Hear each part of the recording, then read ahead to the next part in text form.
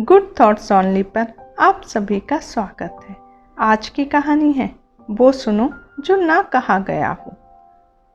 आइए सुनते हैं।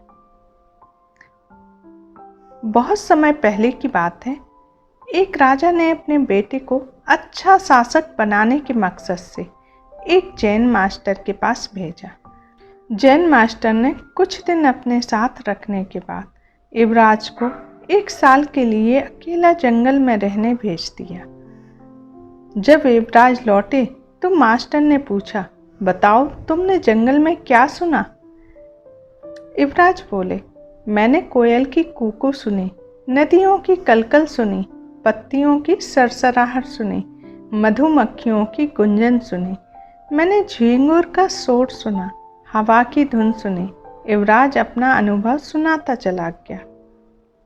जब युवराज ने अपनी बात पूरी कर ली तब मास्टर बोले, अच्छा है, अब तुम एक बार फिर जंगल जाओ और जब तक तुम्हें कुछ नई आवाज़ें सुनाई ना दे तब तक मत लौटना। 1 साल जंगल में बिताने के बाद युवराज अपने राज्य को लौटना चाहता था, पर मास्टर की बात टाल नहीं सकता था, इसलिए वह बेमन से ही जंगल की ओर बढ़ चला। कई दिन गुजर गए पर युवराज को कोई नई आवाज़ सुनाई नहीं दी। वह परेशान हो उठा। उसने निश्चय किया कि अब वह हर आवाज़ बड़े ध्यान से सुनेगा। फिर एक सुबह उसे अनजानी सी आवाज़ें हल्की हल्की सुनाई देने लगी। इस घटना के कुछ दिनों बाद वह जैन मास्टर के पास वापस लौटा और बोला, पहले तो मुझे वही ध्वनियाँ सुनाई दी जो पहले देती थी, लेकिन एक दिन जब मैंने बहुत ध्यान से सुनना शुरू किया तो मुझे वो सुनाई देने लगा जो पहले कभी नहीं दिया था। मुझे कलियों के खिलने की आवाज़ सुनाई देने लगी। मुझे धरती पर पड़ती सूर्य की किरणों, तितलियों के गीत और घास द्वारा सुबह की ओस पीने की ध्वनियाँ सुनाई देने लगीं।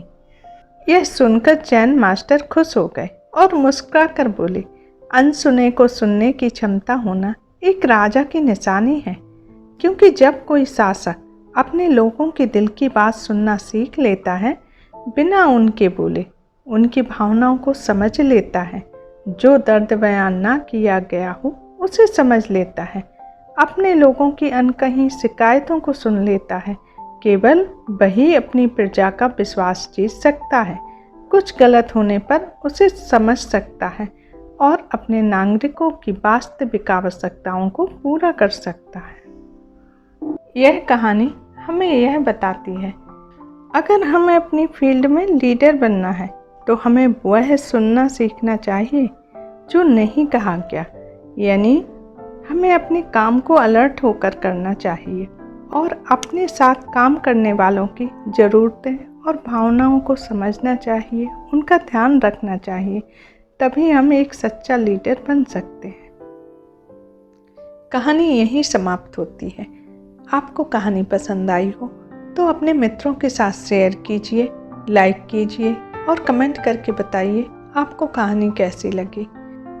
और यदि आप इस चैनल पर नए हैं तो सब्सक्राइब करना मत भूलिए। मिलते हैं एक नई कहानी के साथ।